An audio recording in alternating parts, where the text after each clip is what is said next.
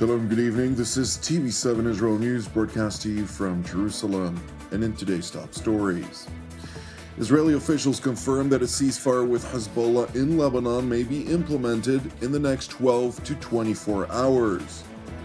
Israel's ambassador to the UN tells his Palestinian counterpart, once you will have the courage and the ability to say no to Hamas, no to terrorism, you can speak about future for Gaza. Prime Minister Benjamin Netanyahu reiterates that anyone who delivers Israel any of the 101 hostages from Hamas captivity will receive $5 million per hostage. Following 416 days since the Iranian proxy Hezbollah had joined the Islamist Hamas in waging an unprovoked war against Israel, a U.S.-brokered cessation of hostilities is expected to be adopted. Israeli officials have told TV7 that the looming ceasefire may be implemented in the next 12 to 24 hours, so long as there are no unexpected developments, either on the battlefield or elsewhere. And while the details of the outline are kept secret, Israeli Foreign Minister Gideon Sa'ar asserted that the success of the deal comes down to one factor. לגבי לבנון, המבחן של כל הסדר יהיה אחד, לא במילים, לא בניסוחים, אלא אחד בלבד, באכיפה. בשתי הנקודות העיקריות, אחת, למנוע מהחיזבאללה לרדת דרומה מהליטני, השנייה, למנוע מהחיזבאללה לבנות מחדש את כוחו ולהתחמש מחדש, It is important to explain that the implementation of a ceasefire by itself is a small victory over Hezbollah, since the Iranian proxy repeatedly pledged that it would not agree to any outline unless Israel withdraws from the Gaza Strip. However, the secrecy surrounding the details of the U.S.-brokered arrangement is failing to meet the Israeli government's declared top priority, the safe return of Israel's northern residents to their homes with a sense of security. We are not happy with the agreement that it's going to come because the conditions in the agreement are secret. And we are very, very sad that nobody tells us what's going to be when we'll come back to Metula, which is on the border, 20, 50 meters from the border. We don't feel safe because we know there is a lot of shelters till now that the Israeli forces did not go in and destroy everything it's there. It needs another 2 months to finish, and if we finish now, it will the weapon will stay there for the future Hezbollah people.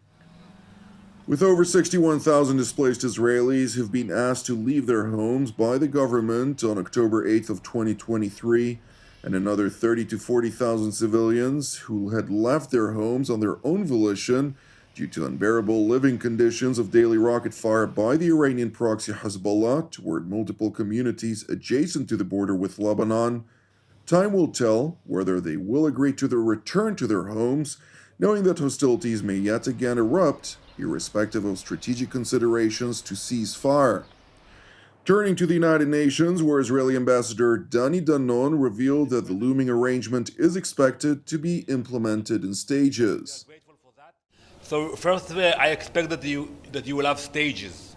It's not going to happen overnight. There will be a few stages, few requirements. The most important condition for us is the withdrawal of Hezbollah north of the Litani. We said it from the beginning, that will be our goal in this war. Then there will be other stages in the agreement. Regarding the UN, as far as I know, the UN is not part of the agreement, but the presence of UNIFIL over there is important. And we are grateful for that. I'm in constant connection with the peacekeeping department at the UN. They are visiting the area, they are involved, they know about what's happening. And I think they have also to take advantage of this situation and make sure that the UNIFIL presence is more effective.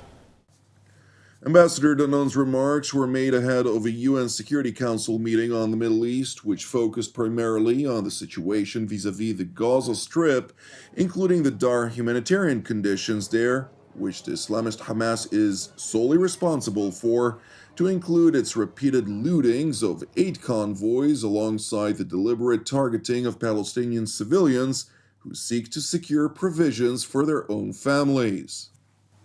In one incident, on 16th of November, a UN convoy comprising of 109 trucks of food supplies was violently looted by Palestinians, with 97 trucks lost.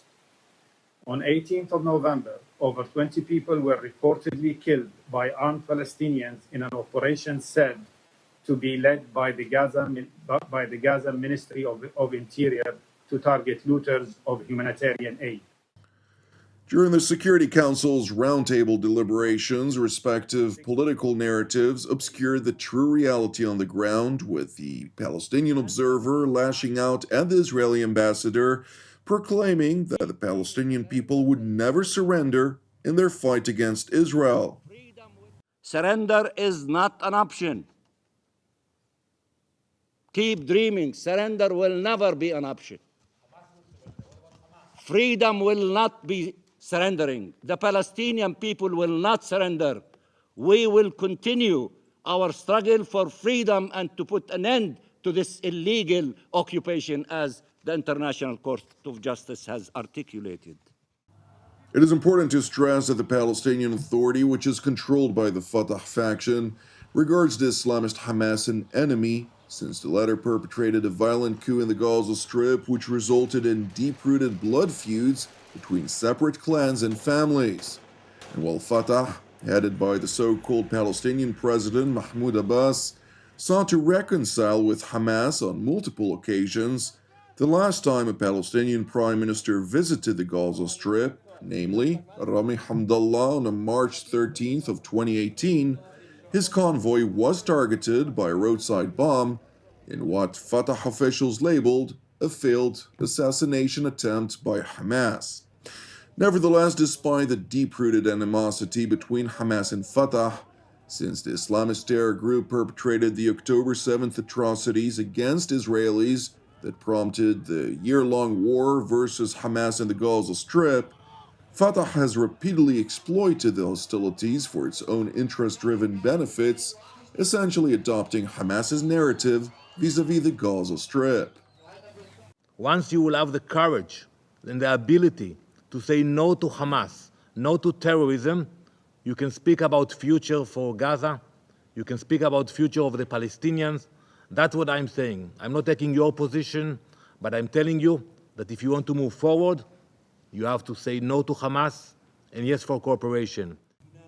Meanwhile, 101 hostages are being held captive by Hamas over the course of the past 470 days in the Gaza Strip.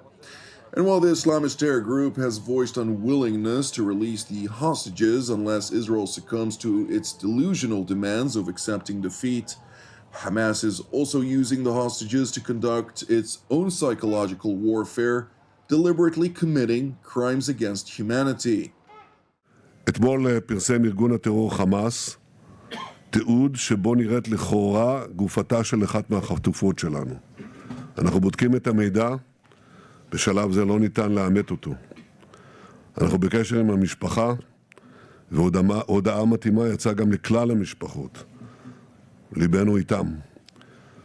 אני איחרתי כמה דקות כי דיברתי רק עכשיו עם האמא. קשה לתאר את הסיוט שהיא עוברת. אנחנו מחבקים אותה, מחבקים את המשפחה, ואנחנו מחויבים לעשות הכל, להשיב את כל החטופים והחטופות, וכמובן להחזיר את החיים והחללים כאחד.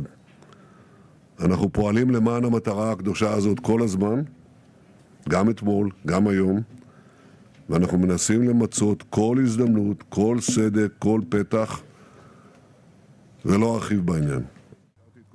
Prime Minister Netanyahu went on to reiterate Jerusalem's pledge to grant any Gazan or anyone else willing to deliver any of the hostages to Israel a reward of $5 million per hostage. אמרתי בשבוע שעבר כשביקרתי את כוחותינו בעזה, ואני חוזר ואומר שוב גם היום, כל מי שיעז לפגוע בחיי חטופינו, דמו בראשו. ובצד זה אמרתי, ואני אומר גם היום, כל מי שיוציא חטוף חי מעזה, יקבל $5 מיליון, ואחרים שיביאו מידע בעל ערך, יתוגמלו גם הם. אני פונה מכאן לתושבי עזה. אתם יכולים לבחור בחיים ולהבטיח את עתידכם ועתיד משפחתכם, או שאתם יכולים לדבוק בהרס ובמוות. ההחלטה בידכם. תבחרו בחיים. Thank you for watching TV7 Israel News. I would like to encourage you, pray for the peace of Jerusalem and salvation of Israel. Moreover, if you're blessed by our productions, which are exclusively donation-based, and as such broadcasts free of charge, please consider making a donation. You can do so via our website at www.tv7israelnews.com. I'm Jonathan Hessen, wishing you an Erev Mevorach, and God willing, we will see you during our next update. Until then, Shalom from Jerusalem.